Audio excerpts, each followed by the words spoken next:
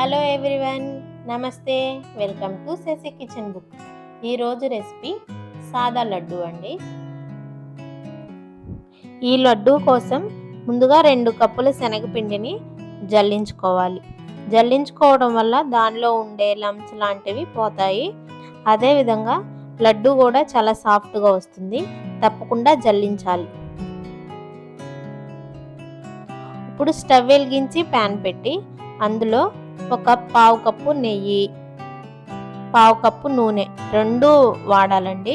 అప్పుడే లడ్డు టెక్స్చర్ అనేది చాలా బాగుంటుంది.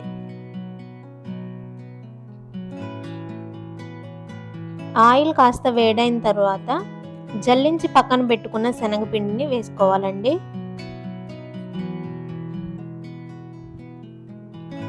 దీన్ని మీడియం ఫ్లేమ్లో పెట్టుకొని ఇలా కలుపుకుంటూ ఫ్రై చేసుకోవాలి. దీనిలోని పచ్చివాసన అంతా పోయే వరకు చక్కగా ఫ్రై చేసుకోవాలి. ఇలా ఫ్రై అవుతూ ఉండగా మధ్యలో ఒక పావు కప్పు నూనె కానీ లేదా నెయ్యి కానీ వేసుకొని మళ్ళీ ఫ్రై చేసుకోవాలి.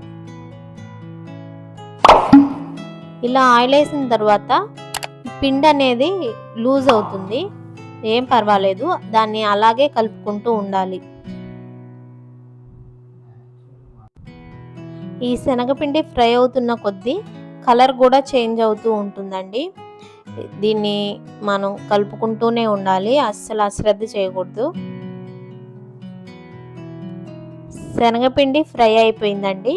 దీన్ని తీసుకొని ఒక ప్లేట్లో పెట్టుకోవాలి.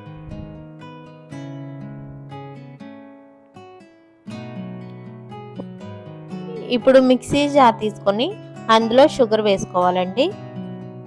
అందులోనే 4 ఇలాచీ కూడా వేసుకొని మెత్తగా పౌడర్ లాగా పట్టుకోవాలి. ఎంత వీలైతే అంత మెత్తని పౌడర్ లాగా పట్టుకోవాలండి. ఇప్పుడు 1 కప్పు పావు వరకు షుగరు మనం వేయించి పక్కన పెట్టుకున్న శనగపిండిలో వేసుకొని కలుపుకోవాలి. షుగర్ వేసి కలిపినప్పుడు కాస్త గట్టి పడుతుంది. తర్వాత ఆ షుగర్ అంతా మెల్ట్ అయిన తర్వాత ఆ శనగపిండి అనేది సాఫ్ట్ అవుతుందండి. దాన్ని ఒక అరగంట పాటు పక్కన పెట్టుకోవాలి.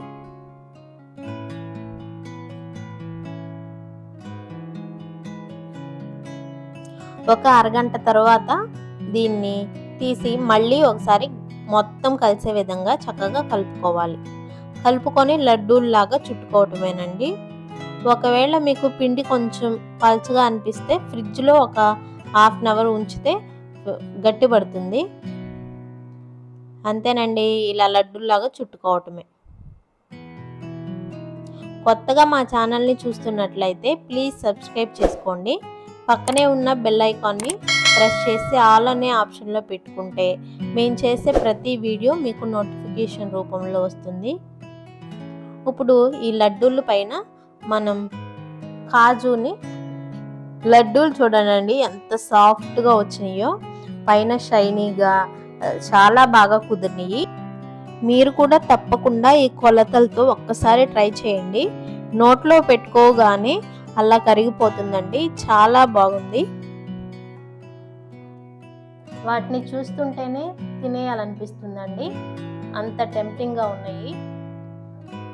ఒక 30 మినిట్స్లో ఈ స్వీట్ని తయారు చేసుకోవచ్చు. పైన ఇలా కాజుతో డెకరేట్ చేసుకున్నానండి. చూడటానికి అసలు చాలా బాగుంది. ఒక్కసారి దీన్ని ఓపెన్ చేసి చూద్దాము, ఎంత పర్ఫెక్ట్గా కుదిరిందో చూసేద్దాం.